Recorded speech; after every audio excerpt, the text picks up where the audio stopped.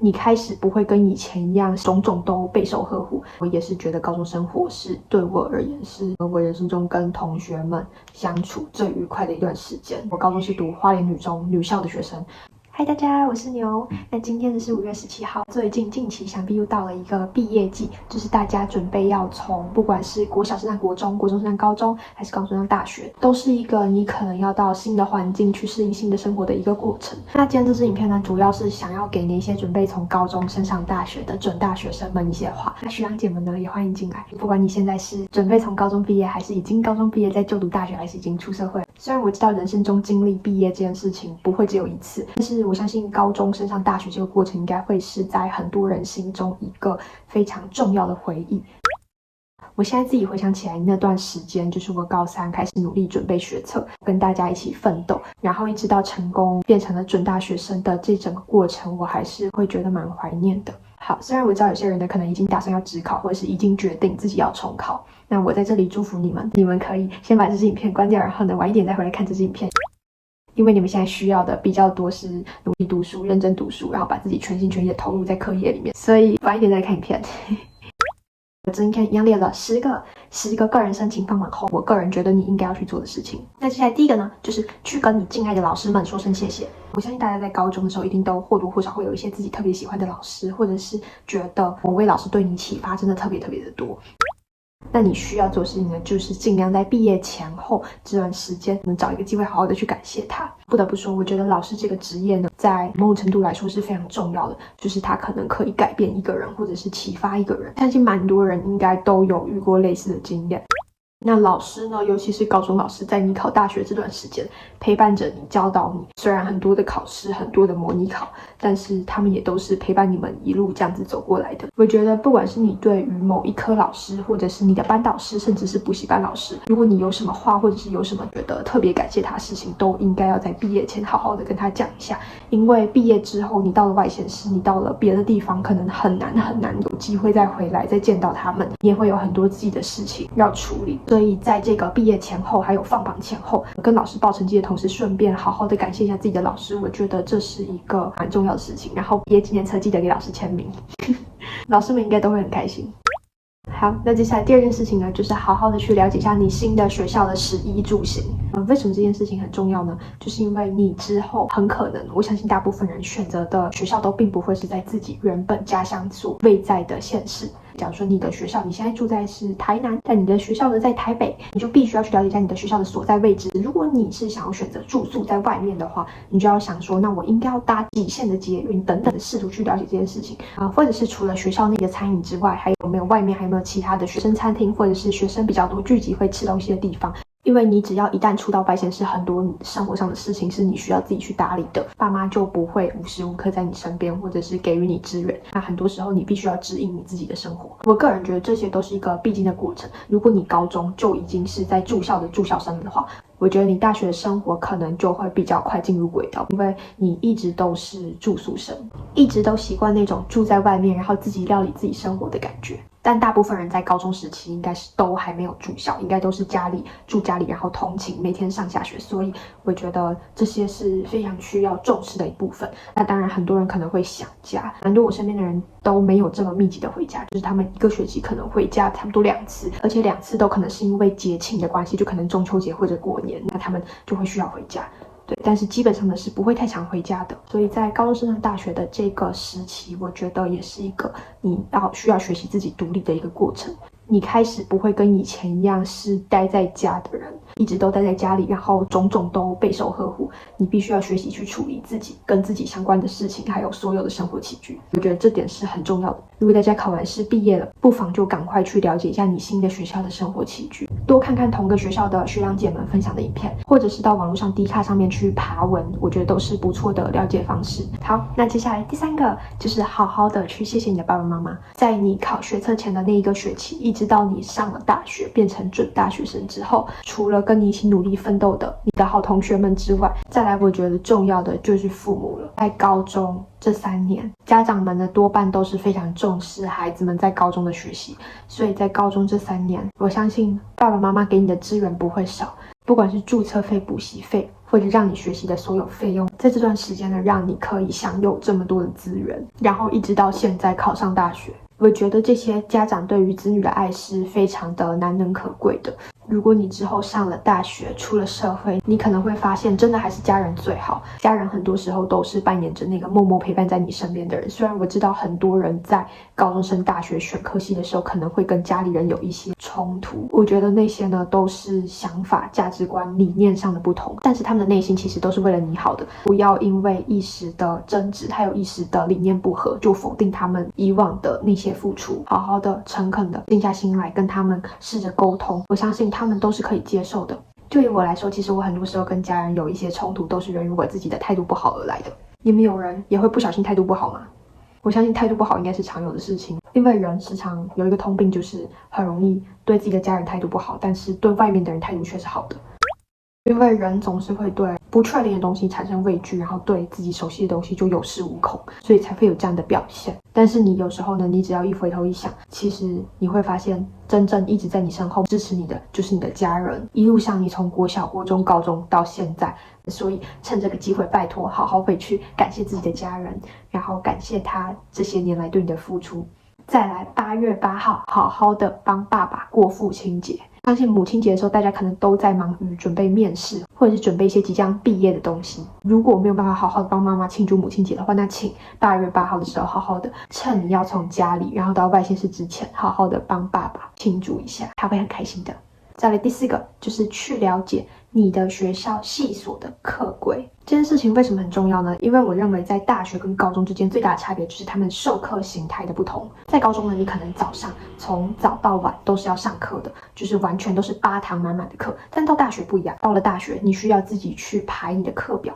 你需要去自己去分配你的时间，所以更多时候呢，并不是老师灌输你知识，而是你自己去学习、去探索你喜欢的领域。了解你的课规呢，就相当于你需要去了解你就读这个系所、这个学校，你需要去完成哪些学分才能让你毕业。了解完之后呢，你也可以去安排自己大学4年分别在每个学期大致上的选课的情况，了解自己在大学期间的每一个学期你大概是会修什么样的必修。那事先知道这些事情都是好的，因为你可以在心里比较有心理准备，你可以知道说你自己这个学期应该要准备的分量，还有应该要准备的功课方向应该会是哪些。那其实你们在确定上了某一个校系之后，相信过不久，可能在暑假7月底或者8月初的时候，你的系所上面的学长姐可能就会来联系你，邀你进入刚办的系上群组啊，或者是脸书社团。如果你对于课规了解有一些不懂，你都可以在那个时候去询问你的学长姐们。接下来呢，就是你们可以在暑假的时候留意看看你们的学校有没有所谓的先修课程，就是有些学校是有的，那每一间学校可能不太一样，但是那些课程呢，有的是可以帮助你之后去抵免一些学分的。如果你的学校是有先修课程的，然后你看了你也觉得自己是合适的，那我会建议你们可以就去修修看。因为有些人呢，可能进了大学之后呢，想要修的课真的非常非常的多，因为大学呢，其实里面真的有很多各种不同的知识。那你可能哪一天对某个领域突然有点感兴趣，那你想要去修那个额外的课，但是很长时候呢，可能就会比较没有时间，或者是你有必须要先完成的学分。如果你先修了的话，可以帮助你节省自己的时间之外，然后也可以当做一个你从高中升到大学的一个衔接的一个方式。所以我觉得这些都是值得一修的。好了，第5个就是呢，跟你的好同学、好朋友赶快好好的珍惜剩下相处的时间。这个呢，我觉得这个讲起来还蛮感伤的，因为呢，高中交友跟大学交友是有非常非常大的不同之处。很多人在读完大学之后呢，去回忆高中生活跟高中同学相处的过程，你会觉得非常的怀念。那在我个人的经历里面，我也是觉得高中生活是对我而言是我人生中跟同学们相处最愉快的一段时间。有可能因为我高中是读花莲女中女校的学生，所以女生跟女生之间的情感在女校里面又变得特别的好。你们有人也是女校吗？女校打女校。我自己在高中准备毕业前的2-3个月，我常常都会在想，当我跟我班上的同学们一起，不管是在操场上体育课，还是大家一起在教室，跟那群人在这样的空间，然后还有这样的氛围底下，可能将会是在我人生中我未来生活里面永远不会再经历的事情了。那你会说不会啊，其实我们还是可以办同学会等等的，但是你要想办的同学会，可能大家不会那么齐全，不会是全班一起，全班可能40个人，不再会是40个人都到场。大家毕业之后上了不同的校系、不同的系所，可能都有各自的事情，很难找出一个大家都 OK 的时间来办所谓的同学会。然后，即使你要跟你自己稍微比较好的几个好同学，然后可能想要偶尔出来玩，或者是偶尔约出来旅游，可能都会非常非常困难。有些人之后上了大学，忙学业、忙工作，然后就不会再回到原本的县市了，可能就是寒暑假蛮长的时间会待在学校。例如说，我有一个生科系的朋友，他就是寒暑假的时候呢，很长的几年都是待在学校，可能会做实验等等的，所以大家都是蛮忙碌的。如果你想要争取跟他们相处的时间，跟他们相处的感觉，把握这个当下，我觉得会是最合适的。那好像有点感伤。但是呢，我真的挺想念以前高中的大家一起在班上的那种氛围，还有那种感受。所以如果你现在还没有毕业，还是高中生的话，务必好好珍惜。好，再来第6个，就是开始研读你科系的相关科目。我知道很多人一定会说，我们才刚考完试我们才刚从可怕的考试跟各生当中逃脱出来，然后现在就要读书。但我告诉你们，你们现在这个阶段呢，绝对不会是一个终点，反而是一个起点。你们应该是要从这个当下开始，真正的开始努力。大家都说过去决定现在，现在决定未来。很多人到了大学之后就觉得自己可以放松，然后可以完全的不用再读书，或者是只需要应付考试，让考试及格就好。然后记住，你现在所有的成就都是以前所堆积出来的。那如果你现在呢不继续加把劲，就是继续的努力去研读一些你自己的专业、你自己的课业，那你之后未来呢可能很容易跟不上别人的脚步。所以提前事先研读、事先摸索，不一定是要到多深的程度，可能就是稍微认识一下、稍微了解一下，我觉得都是好事。很多人可能会觉得说还要自己买书什么的，非常的麻烦。那其实现在网络上都有很多资源，如果你真的想要学习一个东西，你不一定要买相关的书籍等等的来看，你可以上不管是 YouTube 还是其他提供一些相关影片的平台，也几乎都可以找到你想要的内容。我觉得这些都是一个你可以学习的管道。你真的想学一件事情，或者想了解一件事情的时候，没有人拦得了你，你会竭尽你所能的去寻找你需要的知识，然后去达成想要的目标。再来第7个，就是设想好你的课表。我前面有提到过嘛，就是高中跟大学很大的一个差别，就是你其实可以自己去安排你的课表，你可以安排你想要在什么时候、什么阶段去学习什么样的课程内容。你即使要到大4再去修大1的课，其实也没有人会拦得了你，因为大学是一个相对自由的环境。再过没多久，学校可能就会要你开始排你自己的课表，然后在某一个时间可能会开始选课或抢课，所以事先想好自己的课表应该要怎么样安排，我觉得是一件蛮重要的事情。然后再来第8个，就是养成自己每天做事的习惯。我知道很多人可能在高中的时候呢，就是不会每天都读书，就是可能段考前2周会读比较多，但平常呢可能就是先应付一些小考等等的。但到了大学，我觉得养成每天做事的习惯是蛮重要的一件事情，因为到了大学，你所需要缴交的，不管是考试、报告或者作业，都不太会是1-2天可以完成的事情。高中呢，可能因为课程内容比较简单，所以大家可以在考前或者交作业前1天再准备就好。但到了大学，很多东西呢是你需要自己先去消化跟吸收，然后统整出自己的心得。所以我觉得，如果可以的话，养成每天都做事的习惯，肯定是会比较好的。每天都做事，并不是说每天都要做很多很多的事情。你可能今天特别累，或者是今天比较晚下课，今天社团的事情忙得很晚，那你就不一定要做很多很多事情，你可以调整自己的步调。如果我今天真的特别累，那我就少做一点事情。但是我明天好像比较空闲，那我就可以多做一点。好，再来第9个，想必应该也是蛮多人会有的疑问，就是在住校跟住外面应该要选择哪一个？我不知道是不是每所大学都有规定说新生一定要住校，所以有些人可能依然可以选择住外面。但是呢，在这2种的选择之下，我肯定是会选择住校的，因为你刚进入这个大学，你可能对于新环境的一些人事物都非常的不熟悉。那如果你住校的话呢，其实可以增快你对这个环境熟悉的速度，也可以多认识一些人。我觉得住校肯定是会比自己住宿来的好的。趁着这个刚进入大学的时候，先多认识一些人。那如果之后你真的觉得宿舍的规定太多，还是住宿舍非常不方便的话，你到了大3、大4，你依然是可以选择住外面的。所以何不在刚进入大学的时候就先体验一下在大学住宿的生活，也顺便多和周遭的人更加变得亲近。我相信住宿这件事情应该也会是大学生涯中一个很棒的体验，很重要的一个体验。接下来第10个，就是找到自己真正喜欢做的事情。我知道很多人大学所进入的科系可能都不是自己最理想或者最喜欢的科系，甚至是你可能违背了自己的意愿，上了自己没有那么喜欢的科系领域。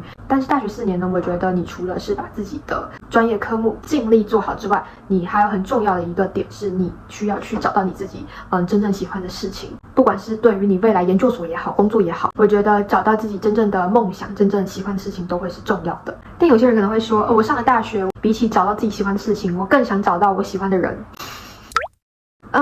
我知道很多人在高中升上大学，可能都会抱持着一个想要认识新的人，然后谈恋爱的一个想法。我个人觉得呢，认识人固然很重要，但是呢，了解自己喜欢做的事情是更重要的事。以我个人来说，我觉得我可以没有喜欢的人，但是我不能没有自己喜欢做的事情。因为我觉得人呢，其实更多时候是需要自己独立，然后也需要有自己的空间。比起把自己的重心摆在人的身上，我个人是更偏好把重心摆在事物身上，因为我个人觉得事物是更加可靠的，而且更能证明人存在这个社会上的价值。然后我也更加喜欢。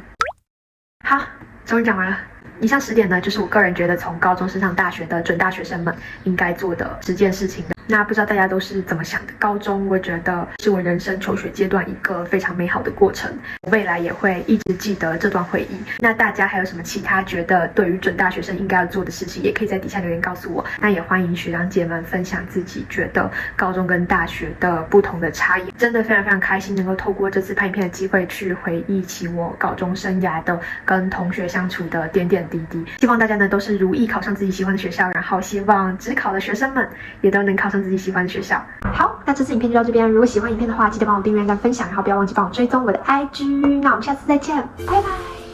好，那先来第一个呢，就是忘记了。